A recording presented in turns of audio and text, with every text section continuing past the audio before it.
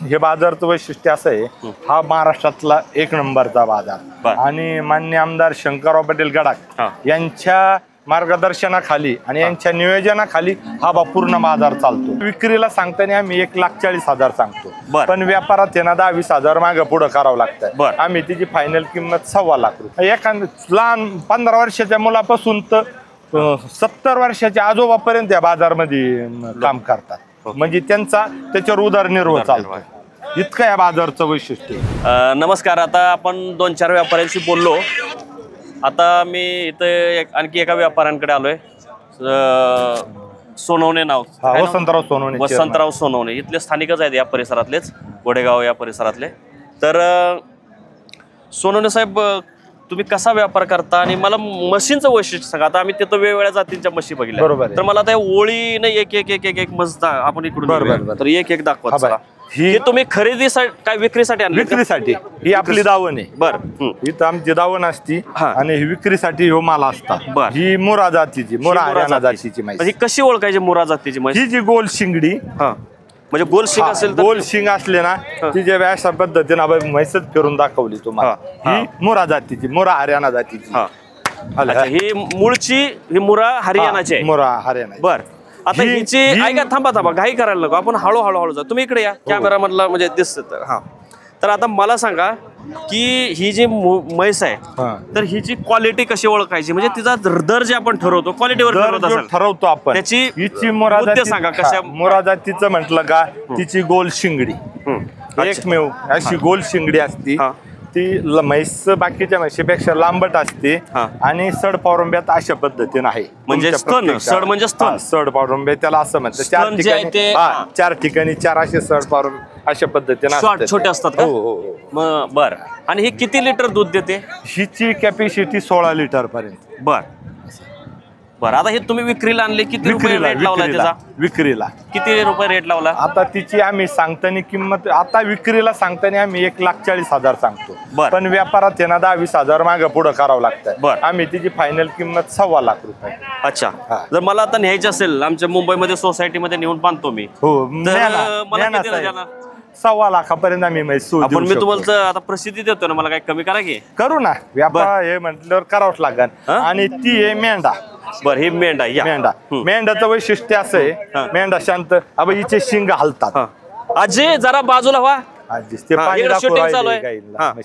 हिचे शिंग हलतात। बर, अच्छा, मेंढाचं वैशिष्ट्य शिंग खाली हलतातच आणि शिंग तिचे हलतात। हे शिंग अशी उलटी कशा गळ्यात हार घातल्या? मग ते मेंढा असतातच ना ते। बर, असं आहे। अच्छा, मेंढा म्हशीचं वैशिष्ट्य असं। आणि जाफरा म्हशी कुठली मस्त, म्हणजे ह्याचं जसं ही हरियाणाची, तशी कुठल्या जातीची? ही तिकडीच म्हैस आहे, पण ही आपल्या महाराष्ट्रात पण खूप वर्षापासून ही महाराष्ट्रात दोन्हीकडे सूट होती। महाराष्ट्रात पण, गुजरात मध्ये पण आणि हरियाणामध्ये पण। बर, तिन्ही ठिकाणी ही चालती। बर, हिचं हे जे असं लोंबतंय गळ्याचं, आता हिचं नाही तसं जास्त, नाही, काय कमी जादा असतं त्याच्यावर। हे कांबळ असतं ना, याच्यावर काय नसतं। बर, असं त्यांच्या त्या ताकदीनुसार म्हशींचं ते कांबळात अवलंबून। आता हिची किंमत काय तुम्ही हे केली? हिची दर एकच। एकच 1,50,000।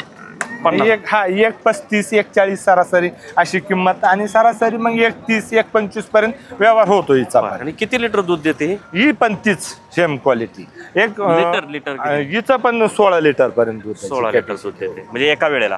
नाही, एका टायमिंगला 8 लिटर, दोन्ही वेळेचं 16 लिटर, दोन्ही टायमाचं। अच्छा, ही मुरा, ही एक नंबर हरियाणा, म्हणजे ती मगाशी सांगितली तीच। तुम्ही जरा बाजूला काका, हिची हे बघा, हिची क्वालिटी बघा, ही ओरिजिनल। थांबा, आमच्या कॅमेरा मनला येऊ द्या तिकडे। अनिल जी, ओ थांबा, पाणी मारू नका, कॅमेरावर उडेल आमच्या। 2 मिनिट थांबा, शूटिंग होईपर्यंत काय करू नका। ही ओरिजिनल हरियाणा। मागून या। ही ओरिजिनल हरियाणा म्हणजे हिचं हे बघा, ठेका बघा काय? अच्छा, स्तनाचा, अच्छा, स्तन बघा किती। मी प्रेक्षकांना, वाचकांना वेली नाही बघा, म्हणजे गाभण आहे ती। गाभण आहे। किती महिन्याची गाभण आहे? नाही, म्हणजे 8 ते 10 दिवस गेल अजून। अच्छा, बाकी आहेत 8 ते 10 दिवस बाकी व्यायला। अच्छा, तिचा इथे चौक पूर्ण असा खड्डे पडले का, मग 2 दिवसात जमते। अच्छा, 2 दिवसात जनते मग. म्हणजे जन्म देईल ते बच्चा गायला. ही दूध देईल कमीत कमी 20 लिटर. अच्छा, म्हणजे एका वेळेला हाईट बघा, हिची पगडी बघा, हिची बाजारात कमी क्वालिटी हे असतात. काय हिची संख्या बाजारात कमी आहे.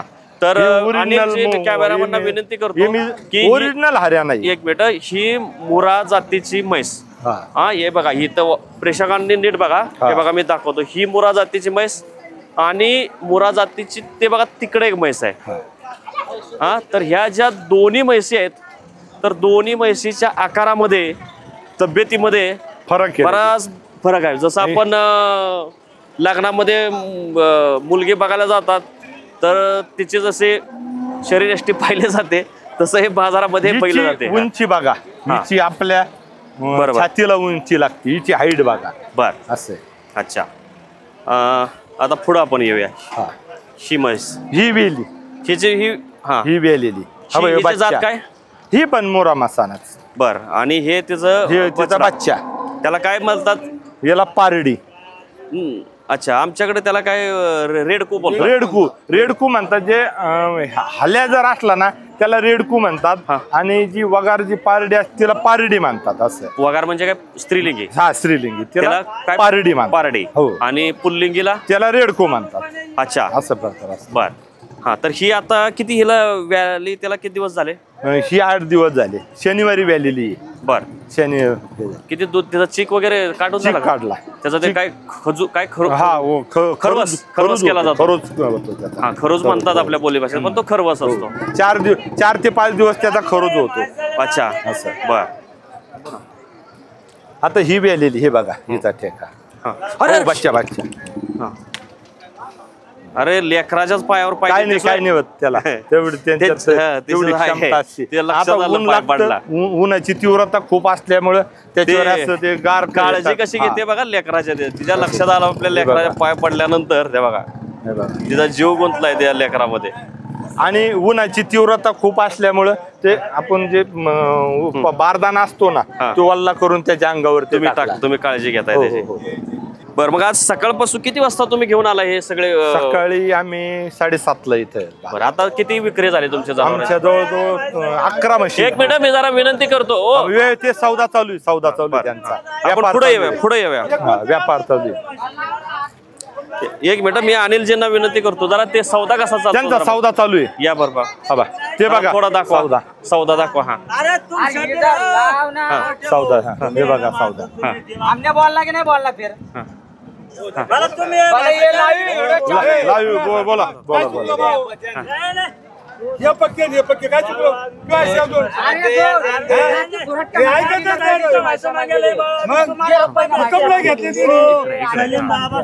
भावशी म्हैसा म्हैसा लिहायचा त्या आधी मी काय येतात काय झालं? किती काय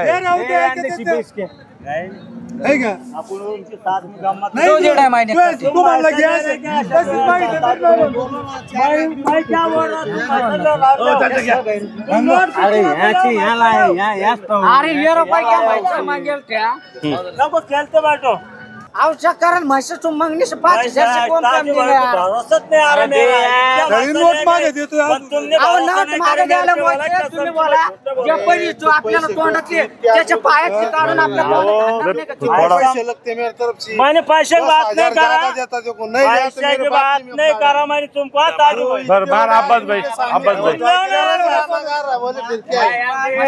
कोण तू शब्द गेला, तू शब्द पुढे लोकांनी मागण्यापेक्षा तुम्ही म्हशी काय मागायला लागली यापर्यंत कसं काय राव? तर तुमच्या आज सकाळपासून काय झाली का नाही विक्री? झाल्या ना. अच्छा, आता याच्यातले आहे ना, या सगळ्या म्हशी विकलेल्या आहे. ह्या सगळ्या विक्री झाल्या, फक्त एकच म्हैस शिल्लक राहिली. ह्या जाणार आहे आता. तब ते तिथं गाडीत भरू राहिलेत. तब ते प्रत्यक्ष तिकडं. अच्छा, तब ते तिथं गाडीमध्ये भरायचं काम चालू आहे. ते मारतायत वर चढणार ना ती म्हैस. अच्छा, म्हणजे त्याला मार म्हणत नाही, ते तुमची स्ट्रॅटेजी आहे, रणनीती आहे. म्हैस हे आहे ना, ती जायना ना झाली, तिची इच्छाच नाही जायची, ती जायलाच तयार नाही वाटतं. नाही, काही म्हशी नाही जात. हा, आता हे काय करणार? विशाल त्यांच्याकडे दे ना, मेजरकडे दे ना म्हैस.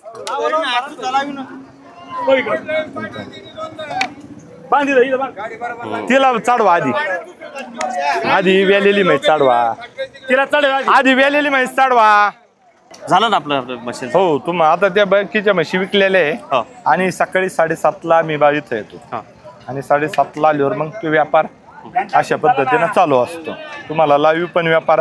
आणि हे बाजारचं वैशिष्ट्य असं आहे, हा महाराष्ट्रातला 1 नंबरचा बाजार आणि माननीय आमदार शंकरराव पाटील गडाख यांच्या मार्गदर्शनाखाली आणि यांच्या नियोजनाखाली हा पूर्ण बाजार चालतो. आता उन्हाळा बाजार असल्यामुळं आता सध्या माल कमी, पण ज्यावेळी जुलै नंतर ह्या बाजारात अशी परिस्थिती होती, माणसाला पाय ठेवायला सुद्धा जागा नसती, इतका माल येत असतो.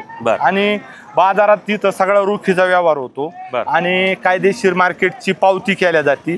मार्केटची पावती करून त्याच्यावर व्यापाऱ्यांना एक सुरक्षितता म्हणून त्याच्यावर किती लिटर दूध देणार, काय प्रॉब्लेम, ते सगळं त्या पैसे काही बाकी असले त्या मार्केटच्या पावतीवर दिल्या जातात. इतका पारदर्शी व्यापार या मान्य आमदार शंकरराव पाटील गडाख यांच्या मार्गदर्शनाखाली चालतो. गोडेगावचा बाजार त्याची सिस्टीम आणि त्यांचं इथं लक्ष असतं. त्यांचा महिन्यातून एक का होईना चक्कर त्यांचा म्हणा, उदयनदादांचा म्हणा, या बाजारामध्ये असतो. आणि मग ते एक व्यापाऱ्यांना एक त्यांचं संरक्षण मिळतं. आणि इथं हैदराबाद, गुजरात, हरियाणा, बाहेरच्या राज्यातून इथं व्यापारी येतात. तर मला तेलंगणा. बरोबर. मला एक सांगा की ही जी बाजारपेठ आहे, तर ह्या बाजारपेठेमध्ये, जनावरांच्या बाजारपेठेमुळे इथल्या स्थानिक अर्थव्यवस्थेला कशी चालना मिळते, फायदा किती? खूप मोठी ही गोडेगावची बाजारपेठ. आज ह्या कांदा मार्केट असेल, जनावरांचा बाजार असेल, शेळ्यांचा बाजार असेल, याच्यावरती गोडेगावची बाजारपेठ अवलंबून आहे. आज आमचा गोडेगावचा एक छोटा 15 वर्षाचा मुलगा जरी असला तर तो बाजारात येतो. तो एखादा छोटी दुकान टाकल किंवा मग एखाद्या बिस्लरी विकेल किंवा मग एखाद्याच्या म्हशी हे करल. एखाद्या लहान 15 वर्षाच्या मुलापासून तर 70 वर्षाच्या आजोबापर्यंत या बाजारमध्ये काम करतात. म्हणजे त्याच्यावर उदरनिर्वाह चालतो. इतकं या बाजारचं वैशिष्ट्य. आता हा मुलगा बघा, हा मुलगा 10वी 8वी 9वीला हा मुलगा सांगा. हा मुलगा सुद्धा त्याला एक हाऊस, एक पैसा 2 रुपये या बाजारपेठेत मिळतात. त्याला हाऊस, तो दर शुक्रवारी बाजारात येतो. त्याच्या वडिला सोबत त्याच्या वडिला सोबत तो येतो. तुझं नाव काय? तन्वीर. तन्वीर. किती वय तुझं?